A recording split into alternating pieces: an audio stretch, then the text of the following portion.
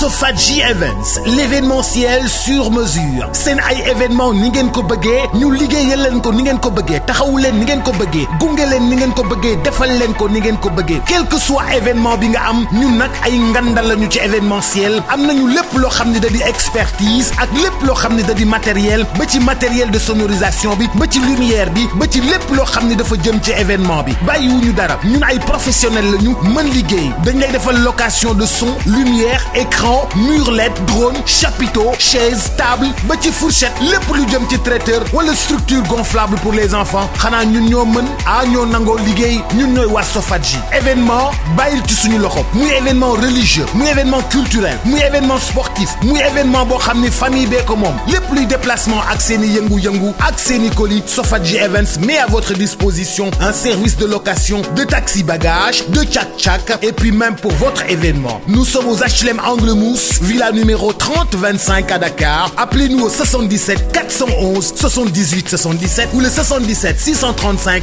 02 75 mail sofadjievents@gmail.com Sofadji Events à votre disposition votre événement sur mesure.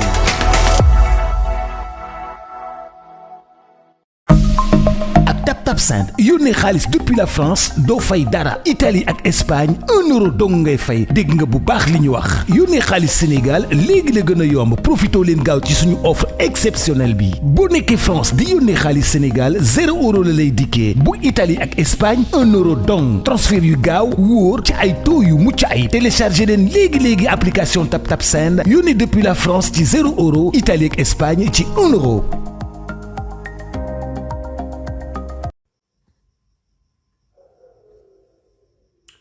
mbokki amateur yi nuyu naa leen bu baax a baax di leen nuyu di leen siyaar jox leen seen wàccuwaay fu waaye mën a nekk rawatina nga nekk ci diaspora bi dem la nee na la jàmb loxo ñu leen bëggee bu baax tey le 12 suma juumule wala wax le 11 samedi 11 mu tombeek mois de avril 2026 ñu waxee ci kàttanu borom bi mën-mënam sañ-sañam ak bëgg-bëggam di ko ci sant bu baax doo alhamdulilah rabbil alamin di leen sant yeneen ndax ku santul nit doo gaaw sant yàlla donc commentaire bi dev ñëwal TikTok waaw mais maa ngi TikTok donc su ko defee gars yi ñu ñëw ci yenn ponk très rapidement ay information affaire bi du yàgg bi ci njëkk moom mooy face to face bi nga xamante ne am na fee ci Paris gis ngeen docteur Jules sànq dalal ki nga xamante ni moom mooy Makan Meng joxe na ay li nga xamante ni moom mooy ay raison ak explication lan moo tax parce que dañuy changer endroit bi waruñu ko woon defee place de Villiers lañ ko doon defee mais à la dernière minute ñu ko changer concert waroon am foofu ak Ibro Nadio mujjut a am wala boog genre playback moo amoon waaw mais Makan Meng nee na ko visa yi dafa yéex a génn donc loolu tax ñu defee ko noonu mais vraiment man li may gën a rafetlu sax mooy engouement bi am na benn amateur bu nekk ci Instagram bi nga xamante ne nii Kriba Cissé Bakary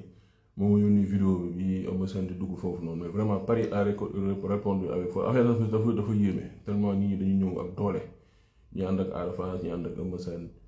loolu day wane doole bi nga xamante ni làmb am na ko docteur aussi doole na ki nga xam moom mooy Fadam Tou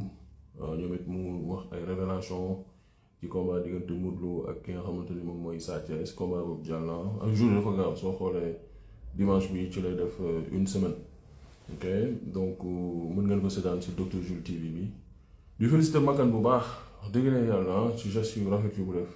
jël ëxlu làmb perbekaay yi Fadam Tou làmbaloog suma xarit Modou Anta ñoom ñëpp mu yóbbu leen fële ca France rawatina ci làmbaloog ak Modou Anta nga xam ne jàpp naa ni musuñu dem Europe loolu lu rafet la da lay wane rek làmb mën na lu ne donc combat boobu incha allah mbëri nañ def seen point de presse je pense que lundi lañ dimanche lañu war a ñibbisi ñu war a def seen point de presse ñoom ñaar après def lu yooyu mbëri doon def rek bëre ku mën sa morom duma daan et puis mooy loolu moom man wax dëgg yàlla lu may wax tout le temps sànq gis nañu Ada Fass def foofu loolu dama xaw a daanu sax ay genre ngay wax de sax gars yi daal ñu ngi leen fàtte seen bakkan quoi xaw ma lan la fa suy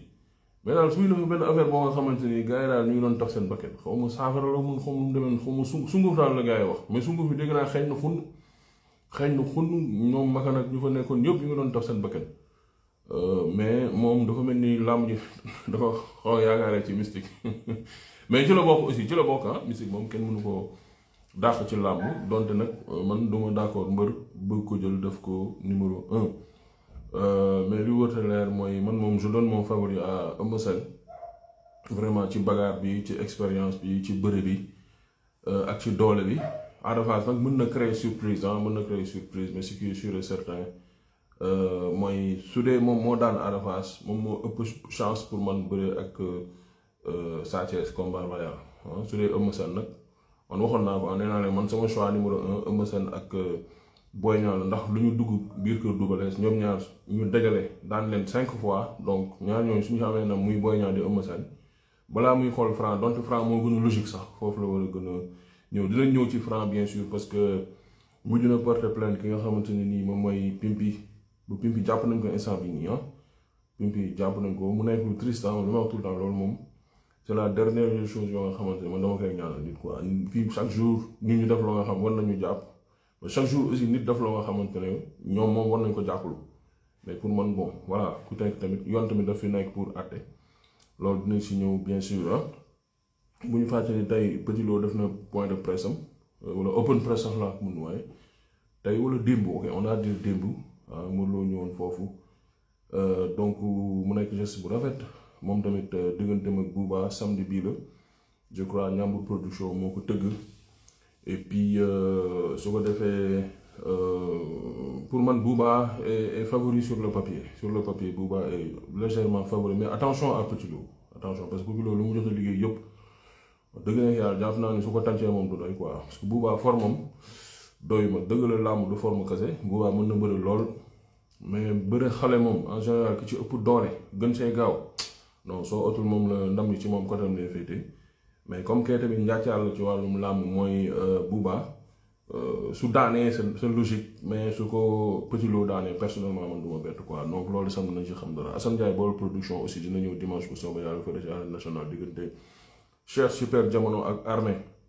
bu benn barak loolu aussi mu nekk combat bu neex a neex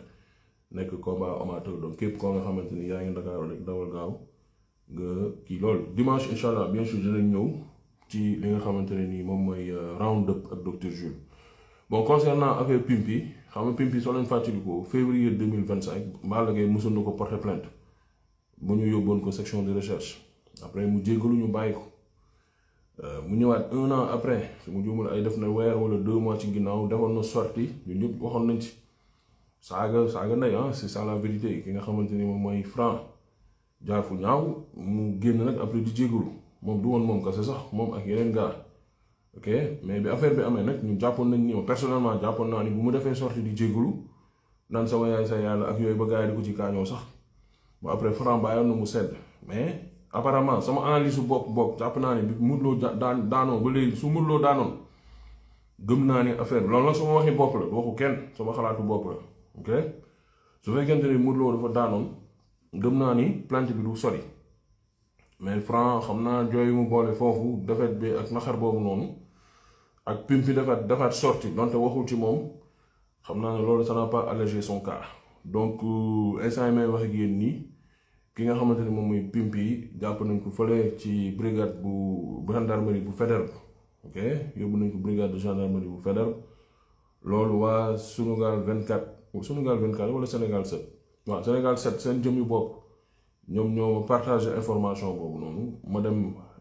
récupérer information bi pour être sûr que ne am na et effectivement Seneweb ñëwaat na ci information boobu noonu ñu ngi ko bind il y a 2 heures de temps donc ay booru minuit heure Dakar non 1 heure du matin heure Dakar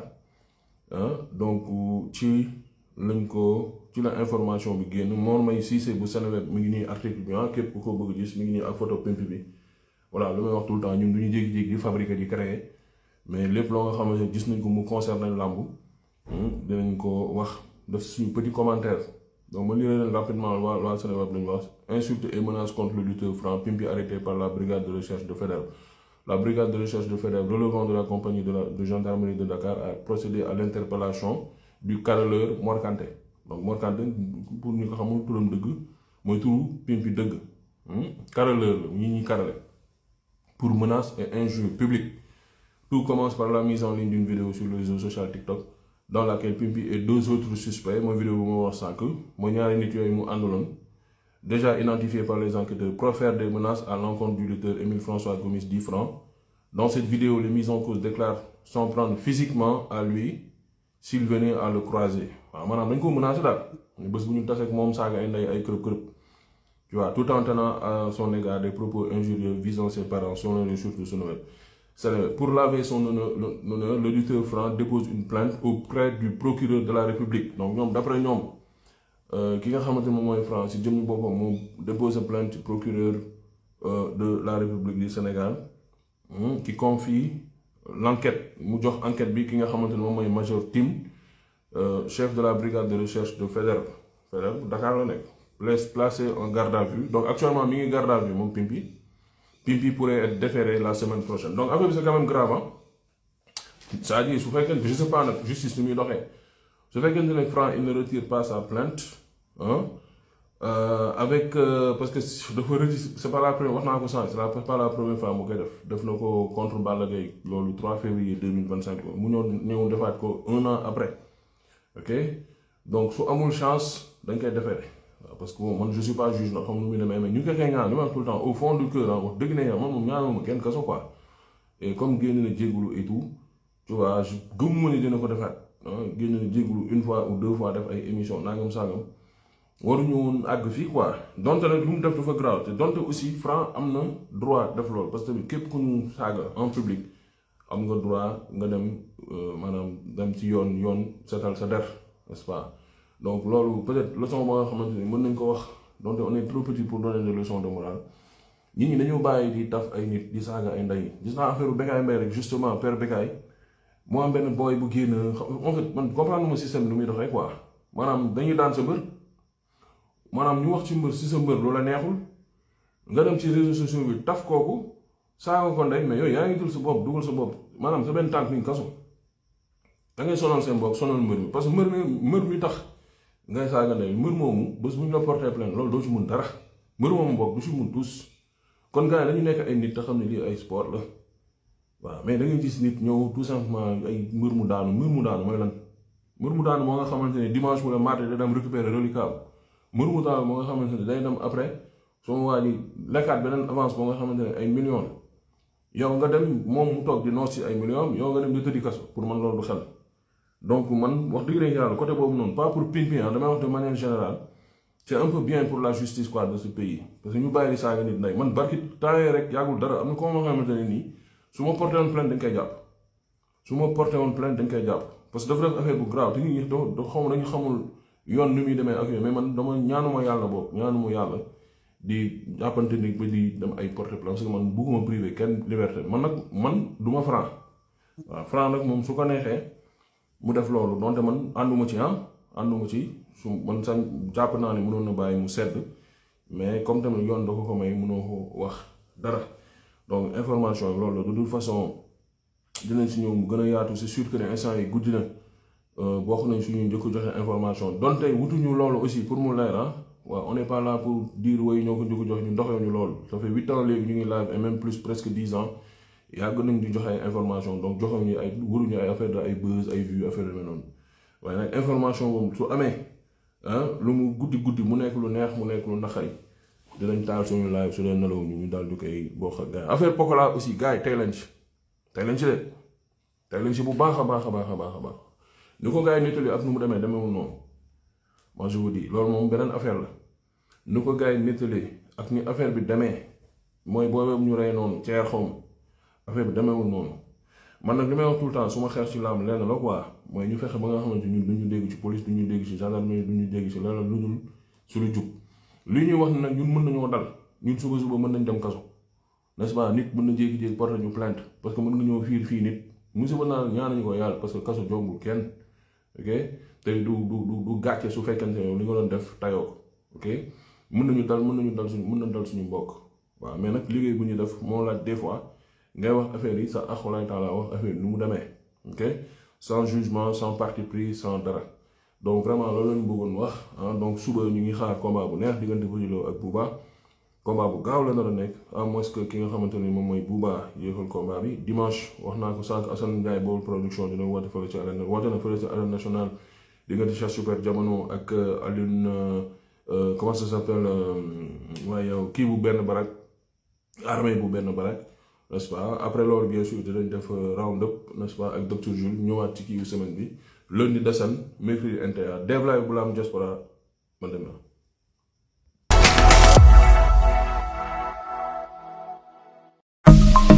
Avec TapTapSend, 0 frais d'envoi depuis la France. 1 euro seulement depuis l'Espagne et l'Italie. Oui, vous avez bien entendu. Envoyez de l'argent vers le Sénégal et profitez de notre offre promotionnelle exceptionnelle. Depuis la France, payez 0 euro de frais d'envoi. Depuis l'Espagne et l'Italie, seulement 1 euro dans le cadre de cette offre spéciale. C'est le moment de soutenir vos proches au Sénégal. Des transferts rapides, sécurisés et toujours à des taux avantageux. Avec l'application TapTapSend, envoyer de l'argent n'a jamais été aussi simple. Téléchargez l'appli dès aujourd'hui et envoyez plus en payant 0 euro depuis la France et seulement 1 euro de frais d'envoi depuis l'Italie ou l'Espagne. Offre promotionnelle limitée, les taux de change s'appliquent.